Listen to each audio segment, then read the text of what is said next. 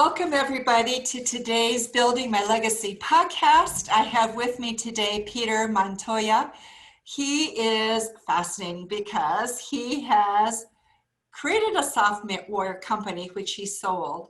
But this is what's interesting. He's done it without capital and without investors or partners. And I think just an interesting side note with some of you who've listened to our podcast before, you may remember Chad Peterson, who talked at M&A person who talked about the next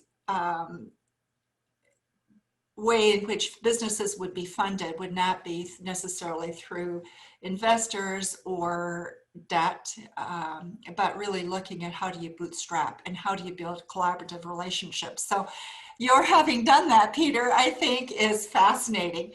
And so you built a successful advertising agency and software company that was dedicated to financial services and then sold that. So tell us a little bit about that journey. You also do a lot of work with leadership, strategy development, working with companies who are in various stages of business, and you're now looking at a next stage of your life. So tell us about that journey of yours and what brought you to where you're at. Well, I graduated with a degree in political science, and when you have a degree in political science, you only have a couple of choices. Your first choice is go to law school, but I just didn't have the scholastic capability. Second choice is to go into food services. You can become a waiter or a bartender. Your third choice is sales, and I chose the sales path. I went to work for the biggest motivational speaker in the world, and I spent 5 years living on the road, more or less what they call being a front man, doing sales and sales training for 5 years. And at the ripe age of 28, when I retired from being on the road, I realized that I knew it all. So I thought I was smart enough to go in business for myself as an entrepreneur. So I started an advertising agency, just specializing in financial service professionals back in 1998. I wrote a book called The Brand Called You, which was specifically on personal branding for financial advisors. And of all the mistakes I've made, the one smart thing I did was I specialized my business early. Specialization really helps a lot. So, the more competition you have, the more specialized you should be. And had I tried to go after a generalized personal branding market, I probably wouldn't have had the capacity or the bandwidth to get that done. But because I severed a piece of the marketplace off and just specialized in financial advisors, I found a toehold so I could get some success under my belt. And then in 2006, after 8 years of working in the advertising agency business, which I found very fatiguing, it was a eat what you hunt market. So I was always hunting in order to eat. I really wanted a recurring revenue business. So I started a software company called Marketing Pro back in 2006. And my saving grace there was a couple of things. Number one, I was going to a market I already knew and who already knew me. I was highly specialized. I found a very specific problem in the marketplace, and I developed a solution specifically for that marketplace. And the third thing was I realized I didn't know it couldn't be done, so I didn't quit. Got it. So I want to go back to that second point, because I think that is a huge mistake that so many people make. And that is getting that niche very narrow. How did you go about doing that? Always there's that fear. Look at all of what I'm missing, right? All those fish that I'm not catching. But so how did you go about that? And finance, why finance? So that's where I was, as I was working already with independent financial advisors, and that was the niche that I had and the niche that I know. So, a lot of times I'll ask people, what is the key to marketing success? And a lot of times people will say, it's good promotion, getting good messaging and building the right brand. But I really think the key to really good marketing is finding the unmet need and filling it better than anybody else does. So for individual financial service professionals, they had a really specific need. They needed to do ongoing client communication. It's the most effective form of marketing for them. You either call it content marketing or relational marketing, where they're constantly dripping on everyone they know on a regular basis. That's a very important marketing strategy. And the second problem is every single one of them has to send every piece of communication through their compliance offices before that, which is really labor intensive. So I developed a software that created the content, it routed it through compliance for their review, and sent it out for them, and it was really well priced. So I knew the problem, I knew the market, and I developed a solution better than anybody else had in the marketplace, and that's why we had so much success incredibly quickly. Wow. Okay. So for someone who's in the process of thinking about doing something like that, advice that you have? So I didn't have any capital. I mean, 2006 and 7 and 2008. You would have been dead if you had yeah, borrowed much. Yeah. yeah. So I was more or less working, two jobs. One job was keeping the advertising agency going, and then I was pulling off $10,000 a month to pay my software developer to build the software. And then I was also working a second job doing enterprise sales, calling up all my clients and trying to get them to purchase this product. And the thing with a software as a service model is you have a long ramp up period. You have 2 or 3 years where you're moving very incrementally slow, kind of like a train leaving the station. It is a ton of energy to get that train moving just a little bit out of the station, and then all of a sudden you get to acceleration. So I really stuck with it. But the key was, you've got to be able to parse off a piece of the marketplace. Had I tried to go after the general business marketplace and say, I'm going to do content creation for any kind of business, it never would have gotten out of the gate. It had to be specific. It's fascinating. From that, one of the things that, or your experiences working with businesses, you talk about that one of the things you're passionate about is transformational leadership and the need for that. So speak a little bit about that and how you came to that conclusion. I absolutely love transformational leaders. And what a transformational leader is they change the common understanding of what is. That's what a transformational leader does.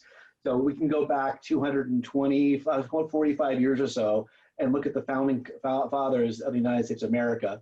And up until that time, the dominant governance structure was that of a monarchy. Almost all the countries in the world were monarchies. Right. And they basically said, we're going to create this thing called a democracy. Right. And it was a completely revolutionary idea about how to govern a country. And once they did that, it completely changed the world more toward democracies. And I think that 70 or 80% of the world's governments now are democracies, something like that. And not only did they change the governance, but they also changed us as individuals. We actually came to a new understanding of what we as people could do. Another great revolutionary or transformative leader is Steve Jobs. And Steve Jobs may have actually had 3 major transformations in basically a new understanding of what we could do. The first one was the personal computer. Instead of computers only being the bastions of governments or think tanks or universities, now you can put a computer on your desk. And it completely unleashed not only new hardware and new software, but also individual content creators and business people once we'd had these personal computers. He did it a second time with digital music. So rather than music being sold through record stores and CD stores, he actually put it online. That was the second time he created a completely new understanding of what was possible. And the third time is with pocket computing. He took the computer once again from being on the desk into our pockets. And it once again unleashed new hardware and new software, but also transformed the way we connect to one another and the way we do business. So a transformation leader is someone who creates a revolution in the common understanding of what is. So what we can do with leaders is help people have a new transformation in their own lives, a revolution in understanding of what they are capable of, and also more importantly, what the people in their organization are capable of. So transformation is a magical word, because when you have that moment, and I'm sure you've had it before, Lois, where you actually work through a problem, you're in the middle of an obstacle, you get through the obstacle, and you basically have a new vista of what you and your team are capable of. Right. It's that aha moment. I think of that often with what people talked about with Einstein when he had a major breakthrough. And he generally did it on his breakthroughs. He said always came on the right side of his brain. And there was that moment where he couldn't verbalize it. It was so exciting, so fresh. And then even, as seconds passed, he could verbalize it. But I think sometimes in our busy society, we push through that. And part of what you're talking about is pausing moments, maybe longer, to reflect. So you see the possibility for transformation. So tell me, in a busy CEO's life, and you've been there, how do you discipline yourself to do that? So, first of all, so when I, first started off as a CEO, I more or less pushed through 12 hours a day. I worked 12 hours a day, every single day for more or less 10 years, and I now regret it.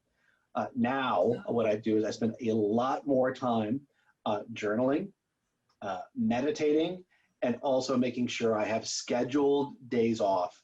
And what I always find, especially when I'm on vacationing, on that second or third day of vacation, I always have these major aha moments where I'm actually starting getting more creative again, because my brain actually has time to process all the information that's been shoved into it over the past 3 or 4 months. So those breaks are really important for our brains to settle and assimilate all the things that have been going into it on a regular basis. So I want to go back a little bit with your transformational leadership. You talk about a need for this right now.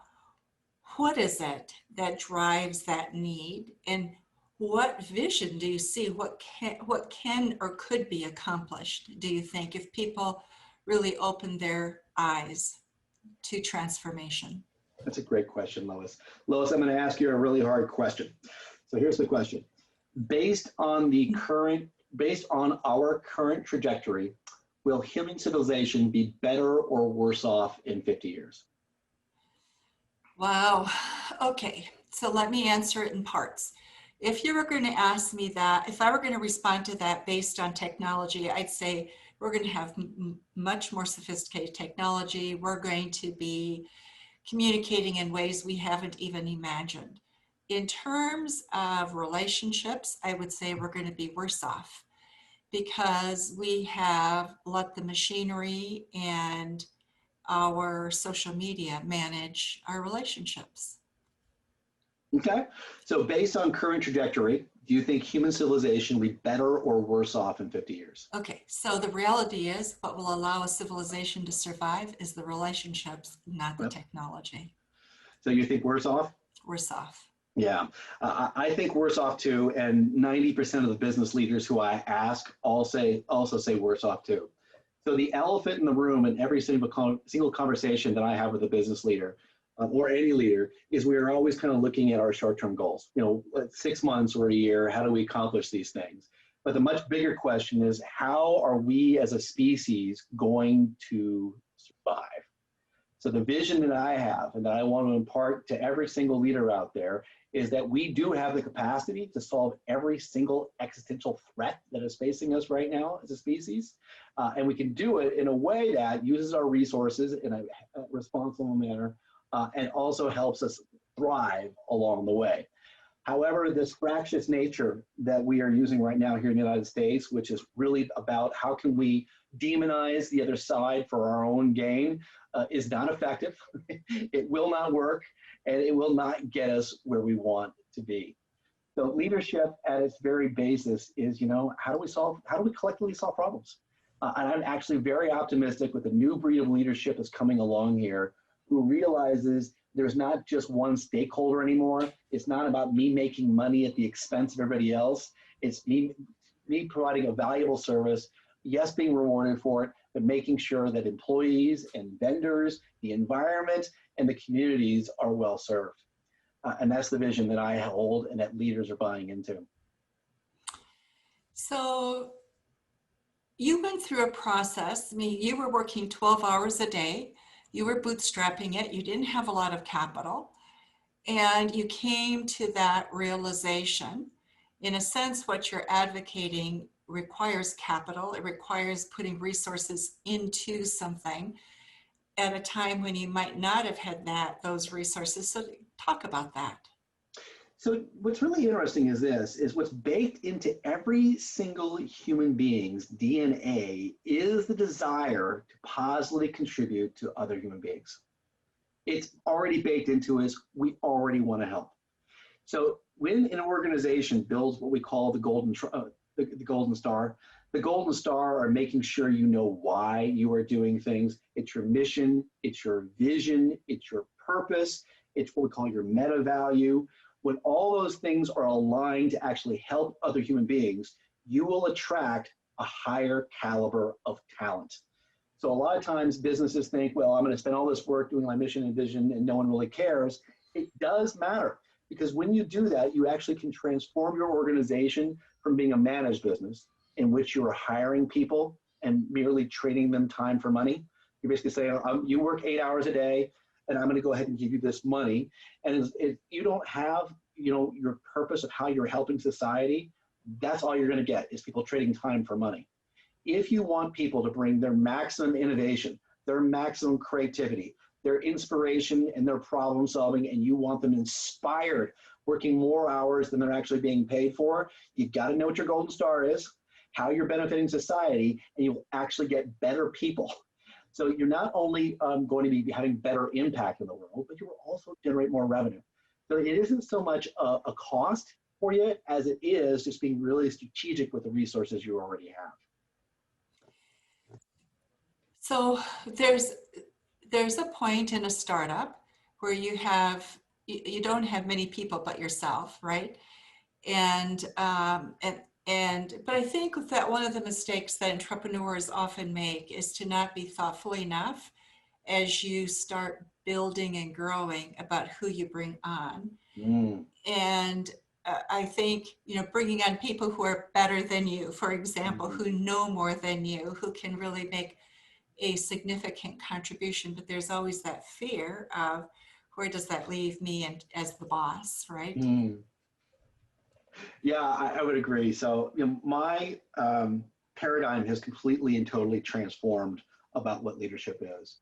Okay. So when I first started in business, what I thought the key to good leadership was doing vision, strategy, all of the thinking, and also dictating. So I thought my job as a leader was more or less to tell everyone what to do, and that is really, really limiting. Now what I believe the job of a leader, the number one job of a leader is leadership development. My job, if it's done right, is I actually am making leaders who are better than me. That is my purpose, is to build leaders who are better than me. And that's how organizations now get exponential growth, is through a process of leadership development. Got it. So, and you talk a lot about the difference between power and empowerment. So talk about that in relation to leadership. Oh, good. I get to ask you another question here, Lois. Yeah. No one, generally when I do podcasts, no one asks me questions. So this is fun. All right, here we go. So do you want more power? Why or why not? Do you want more power? Yes or no? And then why or why not? Generally, you know what? Okay, I want more authority. Okay. And so my power is not as important to me, but authority is. And I'll tell you, I'm colored in my opinion because I grew up in Japan, where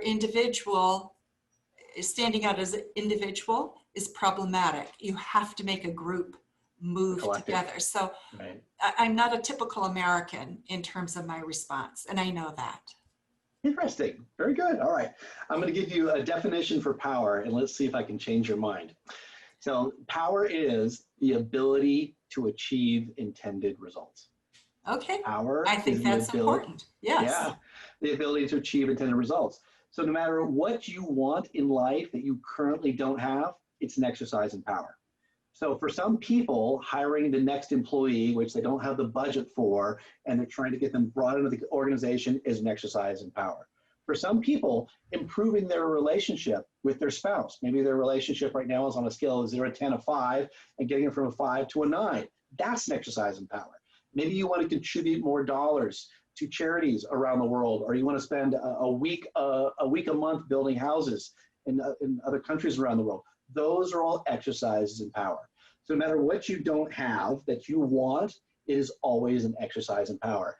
So yes, power is the ability to achieve intended results. And if anybody offers you more power, you say yes. Well, there you go. But so here's what's interesting is the emotion that is surrounding words. And because I do a fair amount of work with global companies, I'm always fascinated by words and how language limits us. So immediately, the word power took me to the Asian culture, right? Mm-hmm. And so it's your definition is great. And that's the other thing I've learned is sometimes you just have to define your words for people because we all have such different emotions attached to words. There's a lot of negative stigma to the word power. Most people answer no to that question as well. But once they understand what it is, the answer is, well, of course I want more power. Yeah. And then what I discovered, which is kind of interesting, I've come to realize that my definition for power is also my definition for leadership. So leadership is the ability to achieve intended results. And I've had some people criticize that and say, well, Peter, it doesn't talk about the cooperation of others and bringing people in. And the truth is, you can't do anything today without the cooperation of others. I mean, as soon as you walk out of your front door and you are walking on a public street, that requires the cooperation of others. Right. Even your clothing, it required hundreds, if not thousands of people in the supply chain to get you the clothes that are on your back. There's virtually nothing you can do without the cooperation of others. So leadership and power is achieving intended results. Okay, for you, what legacy would you like to leave? So for me, well, I'm very, very, I'm both equally optimistic and pessimistic. So I really believe that we have the ability to solve our greatest problems. And I really want to be part of the solution, creating the next generation of leaders so we see our species survive.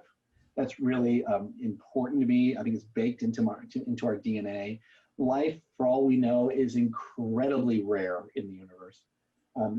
Despite whatever YouTube videos you think you may have seen or what TV shows on ancient aliens, there is no evidence, good evidence, that aliens have visited our planet yet. Intelligent life is most likely not very abundant, and that as big as the universe is. So we have a very unique responsibility to be here in the cosmos to both witness it and to drive it forward.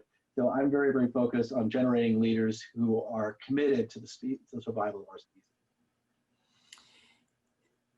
I'm fascinated by that because it is a lot of energy is going to have to go there. And you look at what is going on in our world in a very simplistic way in this moment in space. We have so many issues and things that we need to address. And can they be addressed? Of course, but it takes a huge concerted effort. And it takes somebody being willing to drive it. Don't you think? Yeah, it does. Because we as human beings, we have a couple things working against us in our psychology. The first one is we are massively insecure, and we're constantly looking for assuredness that we both have the physical resources to protect us and make sure we are fed. So that's kind of the first thing. The second thing is human beings, we are incredibly greedy. So we like to have all the nice comforts around us, which means we're really, really good at taking care of ourselves in the very, very short term. We have a difficult time caring for people who are far away from us, both in distance and in time. So imagining and planning for being strategic enough to take care of ourselves in 5 and 20 and 30 and 40 years is very difficult for us. So this new brand of leadership, which I'm currently developing, is really taking in consideration our future selves and thinking about how we behave today in a way that protects our resources for the future.